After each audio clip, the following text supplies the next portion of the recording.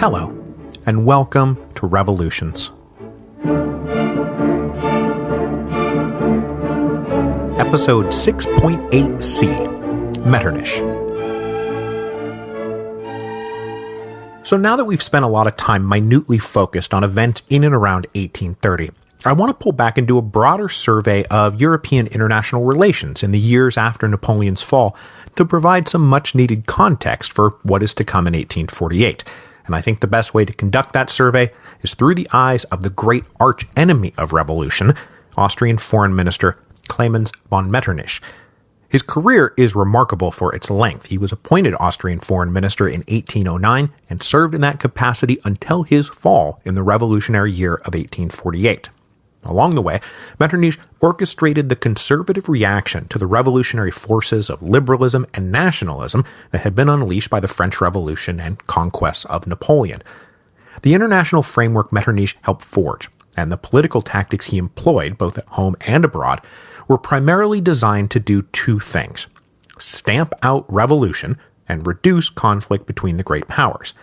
In the end, all you can say is that Metternich failed to stamp out revolution and reduce conflict between the great powers, but it was certainly not for lack of trying. Metternich was born in Koblenz in 1773, the son of a count and countess who were among the minor German nobility that held estates in the Rhineland, territories that made up one of the bajillion components of the Holy Roman Empire. Though far removed from the inner circle Austrian nobility who ruled the empire from Vienna, Metternich's father had a satisfactory career in the Imperial Foreign Service, even if no one considered him particularly impressive, influential, or brimming over with talent. The second child, but eldest son of the family, young Metternich was groomed to follow in his father's footsteps, and he attended university first in Strasbourg and then Mainz from 1788 to 1792, so just as the French Revolution is getting going. When school was not in session, he was attached to his father's staff as an apprentice clerk of sorts, and by the early 1790s, his father was plenipotentiary to, that's right, the Austrian Netherlands. So Metternich cut his teeth drafting administrative memos in the future Kingdom of Belgium. But his formal studies were cut short by the outbreak of war in April 1792. Though he was a teenager, and thus possibly prone to idealistic flights of fancy, it's safe to say Metternich never had much use for the French Revolution. It seemed to him, even at this young age, an unnatural abomination that would do far more harm than good. He spent the next few years dodging French armies, and then in late 1794 received what appeared to be an auspicious promotion to succeed his father as plenipotentiary in the Austrian Netherlands, except this is the moment the French pushed across the Belgian border permanently, and the Austrian Netherlands ceased to exist, so there was no job for him to take up. To go along with this career setback, the Metternich family then suffered personal disaster, as further French expansion forcibly absorbed all the family estates in the Rhineland. Without office, property, or frankly even a home, the Metternich clan decamped for the safety of Vienna. Now the family managed to bounce back a bit in 1795, as they arranged for Metternich to marry Eleanor Kaunitz, the granddaughter of the great Prince Kaunitz, who had been state chancellor for 40 years and was about as inner-circle Austrian nobility as it gets.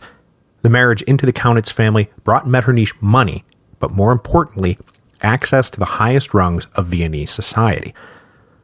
Still a young man, Metternich glided easily amongst these higher aristocrats, even if he always was something of a Rhineland outsider. He earned himself a bit of a reputation during these years. He was never faithful to his wife, he enjoyed a good party, and he was almost comically vain about his appearance, all of which left many with an impression of fundamental superficiality about his whole character. But this growing social reputation never grew to outrageous proportions and certainly did not derail his burgeoning diplomatic career. He attended the Congress of Rastatt that we talked about in episode 3.48 that was meant to settle a final peace between Austria and France. Then when war broke out again, Metternich found himself posted to Berlin, which left him with the unenviable task of trying to convince the Prussians to join the War of the Third Coalition. Failing to crack Prussian neutrality, the Austrians and Russians had to face now Emperor Napoleon alone, and we all know how that went. In December of 1805, Napoleon trounced the Austrians and Russians at Austerlitz, and the whole of Europe lay at Napoleon's feet. The subsequent Treaty of Pressburg was so punitive that it destroyed the Holy Roman Empire forever, as Francis II relinquished his title as Holy Roman Emperor to become simply the Emperor of Austria. But by this point, Metternich himself had a reputation as a fairly competent diplomat to go along with his reputation as a womanizing, well-dressed rake, though even he was shocked when he found himself named to the critical position of ambassador to France in 1806. Metternich would remain in Paris until 1809, enjoying all that Imperial Paris had to offer, including an affair with Napoleon's own sister. When Napoleon's Spanish ulcer started bleeding in 1808, though, the Austrians took a stab at escaping their unhappy subjugation and launched a surprise offensive in April of 1809, only to get trounced at Wagram in July. Now, this was a disaster for the Austrians, but for Metternich personally, it proved to be the opportunity of a lifetime. With the senior ministers of state resigning and discredited in the wake of Wagram, Austrian Emperor Francis II needed a new foreign minister, and he tapped Metternich, even though he was still only 36 years old. Metternich would not relinquish this post for 40 years. With Austria once again a quote-unquote ally of France, new foreign minister Metternich did what he could to promote Austrian interests, and he scored an early victory when he helped negotiate the marriage of Napoleon to the Austrian princess Marie-Louise. Now, in general, Metternich was not actually opposed to Napoleon per se.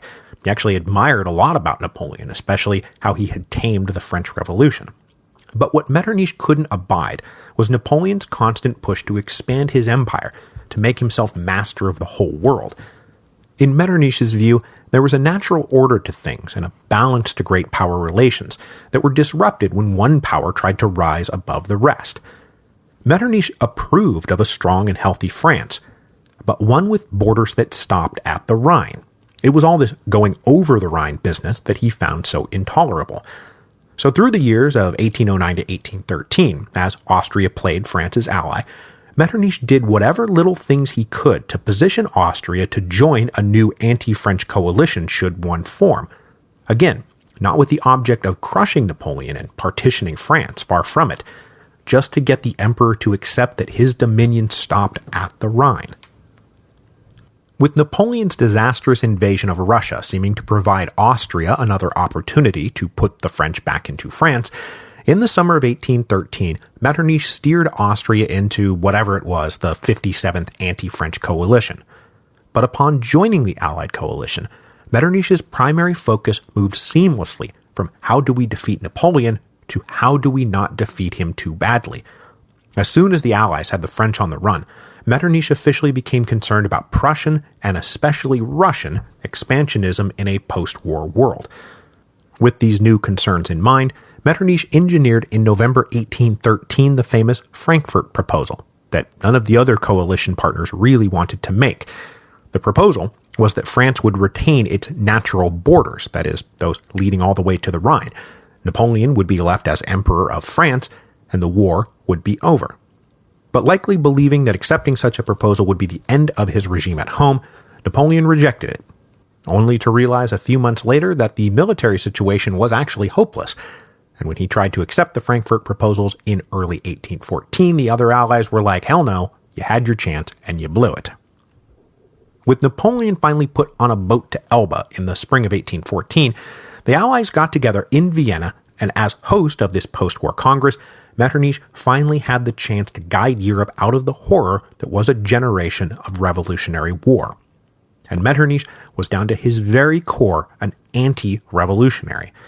It would not be fair to say that he was some pig-headed reactionary trying to take Europe back to what it had been in 1788, but he certainly believed that there was a legitimate and an illegitimate way to wield power, and revolution was inherently illegitimate.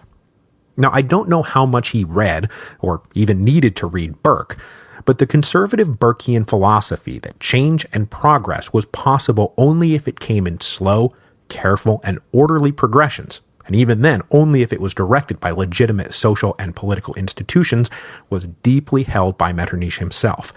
The clean, swift breaks and radical changes promoted by revolutionaries of any stripe were dangerous affronts to nature. In Metternich's New World Order, the virus of revolution would be identified, quarantined, and then destroyed. amongst the least legitimate of the new revolutionary forces unleashed by the French Revolution and then stoked by Napoleon's occupation of Europe, was nationalism. Metternich looked at Germans and Italians and Poles talking about their national right to self-government and was like, no, that is insane. Some are born to rule, others to serve, and that is the way of things. So even though many went to the Congress of Vienna thinking that something like a unified Germany and Italy would emerge, Metternich did all he could to arrest those nationalist impulses. For him, it was a positive good that the legitimate masters of Europe, the Habsburgs and the Bourbons, would once again be ruling international empires composed of people unfit to do the job for themselves. But while Metternich absolutely believed that the old ruling dynasties should reclaim their rightful place at the top of the European pyramid, the single greatest threat to international peace was one of the powers trying to do what Napoleon had just attempted, to make themselves the sole master of the whole continent. So as negotiations in Vienna unfolded, Metternich, along with British Foreign Secretary Castlereagh, who shared his basic worldview, worked to make sure that a true balance of power was put in place. They worked round the clock to counter first Russia's over-ambitions in Poland and then Prussia's over-ambitions in Saxony. And that was to say nothing of trying to make sure that the France that emerged from this Congress was still healthy and strong. Because without France keeping a check on the Prussians, who knew what would happen? To this latter end, Metternich was among those who supported Talleyrand's bid to get a seat at the big boy table, because though Talleyrand and Metternich did not much like each other personally, they shared the goal of establishing a balance of power in Europe, where each power saw their own individual interests as dependent on defending the Vienna settlement. That way no one would want to disrupt the general accord, because said disruption would hurt their own interests, and draw the wrath of all the other powers.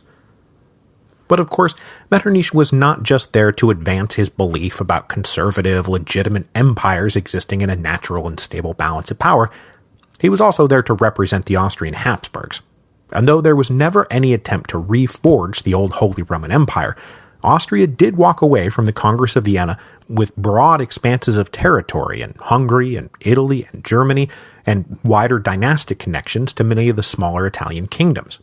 They also secured the presidency of a new thing called the Confederation of Germany. Now, after the collapse of the Holy Roman Empire, many Germans were ready to abandon the myriad little principalities that pockmarked the map of Central Europe and join them all together in a single unified German state. To head that off, Metternich built instead a confederation of 34 principalities and 4 free cities, who would then send representatives not of the German people, but of the German courts. With Austria as president of this new confederation, Metternich believed he had deftly undermined the push for German unification, while simultaneously re-establishing Austrian Habsburg hegemony in the region. In the midst of all these negotiations, of course, Austria magnanimously gave up their claim to the Austrian Netherlands, which, as we saw last week, was folded into the Kingdom of the Netherlands. But though this looked on the outside like a gesture of goodwill, it's not like the Austrians wanted to keep the Austrian Netherlands. Now, everything that had been hammered out at the Congress of Vienna was nearly derailed by the 100 Days. But the Allies once again rallied and Napoleon was defeated at Waterloo before Metternich was even able to leave Vienna to join what he thought would be another long war against France. He was delighted by how quickly things had been nipped in the bud, but frustrated that it necessarily led to harsher terms imposed on France in the Second Treaty of Paris. Like I say, he wanted France to be strong and healthy, just as long as they stayed in their place. So to defend this new map of Europe drawn up at the Congress of Vienna, the great powers of Europe entered into 2 somewhat overlapping alliances in the wake of Waterloo. The first was put forward by Tsar Alexander in September of 1815 and was dubbed the Holy Alliance. Having fallen hard for an evangelical brand of mystic Christianity, Tsar Alexander wanted the royal families of Europe to agree to rule Europe on the basis of, quote, justice, love, and peace, and in accordance with good Christian morality. The other, more cynical European diplomats, Metternich chief among them, didn't quite know what to do with this proposed alliance of piety, nor how it would work in practice. But Tsar Alexander was critical to the good order of the new order, and he was not to be alienated lightly. So Metternich took a hand at redrafting some of the specific language in the Holy Alliance to make sure that the opposite of justice, love, and peace were things like liberalism and secularism and nationalism, things that Metternich himself would be happy to have everybody join forces to combat. And this was clever enough, as it might actually tend to restrain Alexander's own liberal impulses, and nearly every power in Europe, save the British, eventually signed on to the Holy Alliance. Now, the British may have refused to sign on to that treaty, but they did sign on to the other treaty going around, one that reaffirmed all the previous treaties that had been signed by the British, Prussians, Russians, and Austrians. In November of 1815, the Big Four all signed the Quadruple Alliance, which was primarily an agreement to come to each other's aid if France tried to break out of France again. But there were also some more general clauses in there about the peace and good order of Europe, though those were vague and open to interpretation. There was also a clause in there that was near and dear to Metternich's heart, where the powers would come together in regular summits to discuss and address matters of European concern. Metternich was convinced that the powers had to work together and get used to working together to avoid another repeat of the French Revolutionary and Napoleonic Wars. So everyone walked away at the end of 1815, committed to the basic principle of great power cooperations, and nobody wanted to go back to war, but everyone had their own version of what all of this meant. The British read everything as narrowly as possible, and were only going to go back to war if a huge threat to the continental balance of power emerged, like literally Napoleon coming back for a third time. But other than that, they planned to retreat across the English Channel and not get involved anymore in continental affairs. Meanwhile, Tsar Alexander was going through this phase of semi-liberal idealism, and he wanted everyone to take an active role everywhere. And at that moment, he was talking about providing a constitution for Poland, which is the opposite of what a guy like Metternich wanted.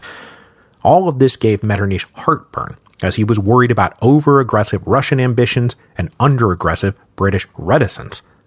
The big question, though, would be what happened when some major threat did emerge.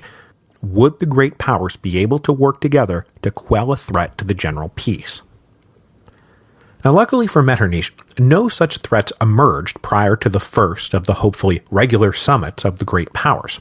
And we talked about this first summit in episode 6.1. Held at Aix-la-Chapelle in the fall of 1818, this is when the other powers got together to agree on final payment terms for the French indemnity, a timetable for withdrawing the occupation forces from France, and formally inviting France to retake its rightful place as one of the 5 great powers. This is when the Quadruple Alliance became the Quintuple Alliance. Now, so far so good for Metternich, as this was all in keeping with his vision for a balanced and conservative Europe, but it also became clear at the meeting that this balance was tenuous. Tsar Alexander proposed what he called the Alliance Solidaire that would bind the powers to help each other even against threats that could only be described as purely domestic affairs.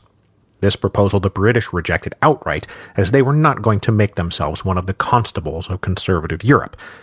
So the rifts that would wreck this Congress system of international diplomacy were already visible, though for the moment Castlereagh and Metternich played good cop, bad cop against Alexander and forced him to drop the scheme. Metternich's hope was that the question of foreign intervention into another power's domestic affairs would never come up, as each power would hopefully be able to deal with their own internal problems. And he certainly had theories of how to manage things in the reborn Austrian Empire. Metternich had a carrot and stick plan for the subjects of the new Austrian Empire, but unfortunately, the stick stuff was implemented, and the carrot stuff, not so much. And Metternich may have been conservative, but he said that stability was not immobility, and he did have new things he wanted to try in the Austrian Empire, because the best way to stop the spread of revolution was to diffuse its causes. So, for example, Metternich was a believer in Montesquieu's theories on political geography, that different climates created different peoples, and that what worked in one place might not work in another. So he devised a system of chancelleries that would each have power over the different ethnic segments of the Austrian Empire. And this was not meant to just be an Austrian version of the representatives on mission sent from Vienna to lord it over the natives. Metternich advised letting the Italians participate in Italian government, Hungarians in Hungarian government, Germans in German government. He also wanted to invite provincial subjects to the capital to participate in the central imperial government so that they would feel empowered and represented at all levels. To make them say, hey, we're members of this larger Austrian empire, but it's not so bad, you know? But all of this was too much for the Emperor Francis, who literally stuck Metternich's folder of recommendations in a drawer in 1817 and then spent the next 18 years apologizing for not having read them yet. So the carrots never really dangled. That left only the stick part of the plan, which was Metternich being 100% cool with political repression. He was opposed to liberalism. He was opposed to nationalism. He was opposed to any form of revolutionary idea about anything. And he did not think there was some natural right to free speech, especially not when that speech threatened the natural order of things. Metternich thought the three most destabling discoveries in the history of Europe was America, gunpowder, and the printing press. Now, he couldn't undiscover America, and he couldn't wave a wand and make people forget about gunpowder, but he could, as much as possible, control the spread of printed ideas and punish those who tried to spread the wrong ideas. So inside the Austrian Empire, Metternich established intricate networks of secret police, and he established an imperial postal system so that mail could be easily read. It did not take much money to buy off servants and coachmen, innkeepers, copy boys, whoever, to report anything they heard that might be considered seditious. And more than anything, Metternich planned to keep an eye on the middle-class bourgeoisie, who he had identified long ago as the principal authors of revolutionary mania. Most people in the world wanted peace and good order and to just go about their lives. But this rising middle class, newly educated and newly prosperous, they were fired with revolutionary ambition, so Metternich made it his mission to disrupt their attempts to organize politically and punish them if they got out of line. Shortly after the Congress at Aix-la-Chapelle, a wave of liberal challenges to the conservative European order broke out.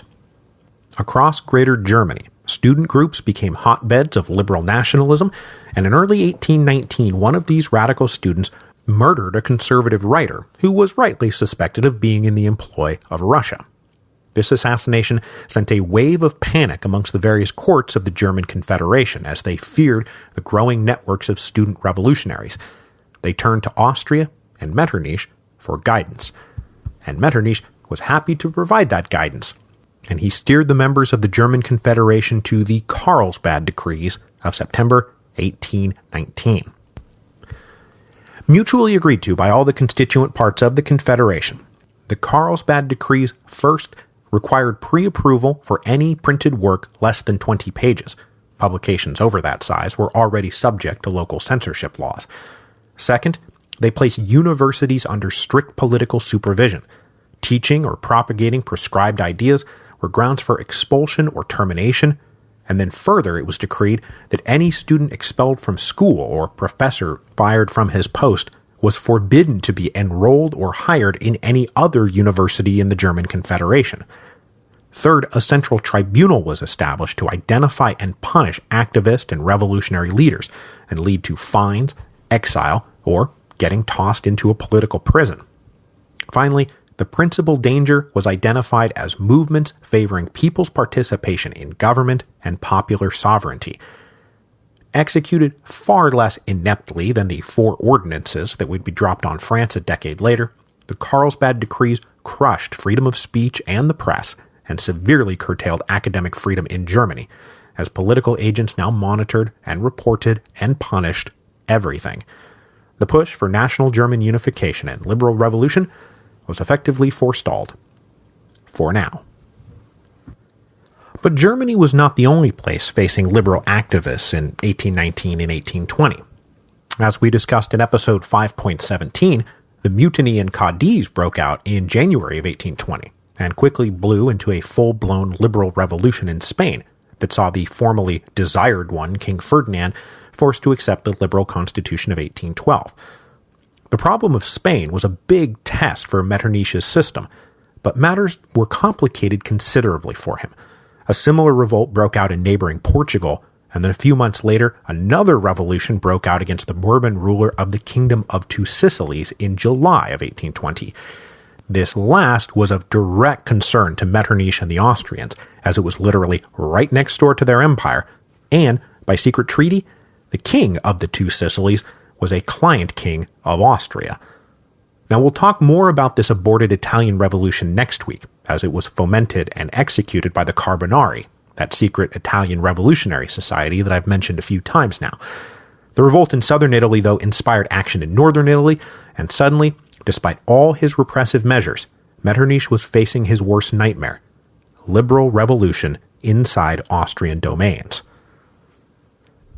All of these threats would ultimately be quelled, but they exposed the fatal division inside what was now the Quintuple Alliance. The great powers met at Troppau in October of 1820 and approved Austrian military intervention into Italy, except not really. The British were now so opposed to great power intervention into the internal affairs of other states that they did not even send an official representative to Troppau. Instead, they sent merely an observer. France, too, looked like it planned to consider the matter outside the scope of its foreign policy and sent merely an observer, not a full ambassador. So it was really down to Austria, Prussia, and Russia supporting action against the liberals in Italy.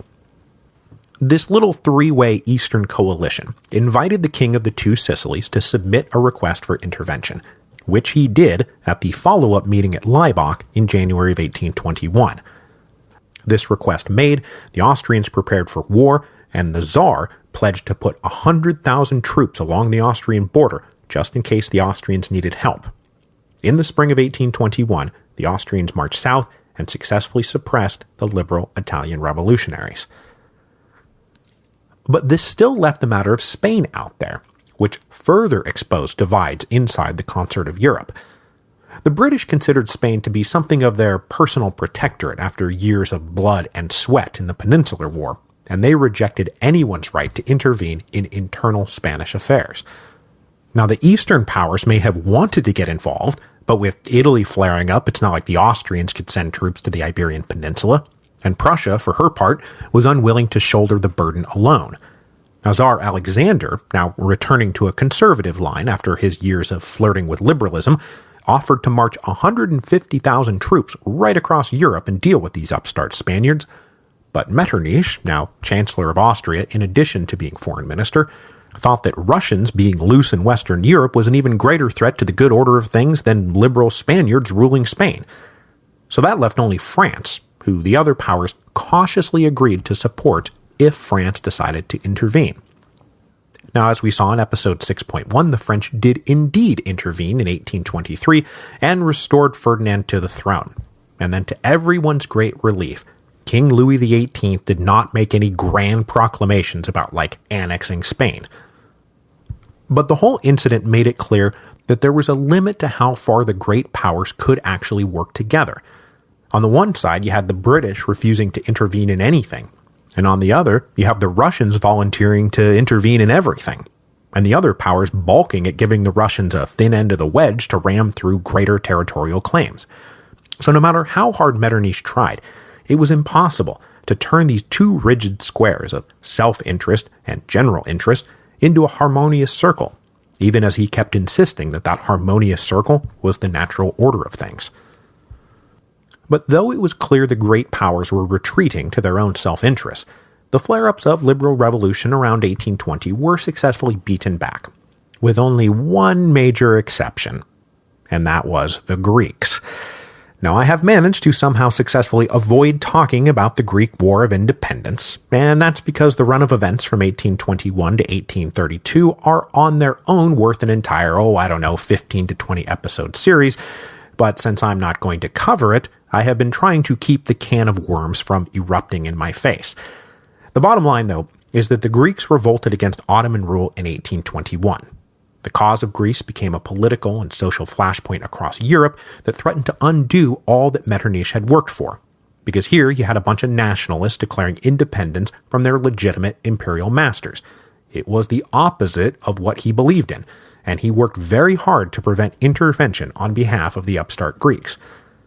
But in the matter of Greece, Metternich found himself isolated, as the other powers viewed the Greek revolt through the lens of their own self-interest, not the larger conservative balance of power. When it came to Greece, Metternich was no longer guiding events, but helplessly watching as everyone ignored him. So the other powers of Europe intervening not to defend the conservative order, but to help a nationalistic fragment gain independence was depressing as hell for a guy like Metternich. And then his morale drooped further in 1830 and 1831, as he was forced to acquiesce first to the July Revolution in France, and then the Belgian Revolution in what was supposed to be the Kingdom of the Netherlands. As I mentioned at the end of episode 6.7, Metternich accepted the July Revolution only because it was the lesser of two evils, the greater evil being the return of the hated French Republic. And then he accepted Belgian independence as also the lesser of two evils, the greater being annexation back into France. So for all his beliefs about a natural order of things, Metternich was frustrated that everyone kept acting in what was allegedly an unnatural way. It might actually make one wonder what in all of this was natural and what was not, because Metternich's system demanded the other powers of Europe, and the other people of Europe, do very unnatural things, like not prioritize their own perceived interests. By 1830, it was clear that the system wasn't working, and in the end it wasn't going to work, and Metternich himself would eventually be consumed by the revolutionary virus he had spent his life trying to eradicate, because it's only going to get worse from here. So we will leave Metternich there in the early 1830s, because I don't want to get too far ahead of myself. And next week, I actually want to go back and dig a little deeper into the liberal revolts of 1820, because the Carbonari movement is a great chance to explore how a revolutionary secret society functions in practice. Because if you remember all the way back to the French Revolution, in those early days, events were improvised, and it wasn't until Danton and the insurrection of August the 10th that something like professional revolutionaries came into being. Well, now one full generation later, professional revolutionaries and professional revolutionary societies now exist, and the Carbonari are a great early example of the phenomenon. So next week, we will go through the secret initiation rites and gain access to the inner circle of a secret society dedicated to the liberation of Italy.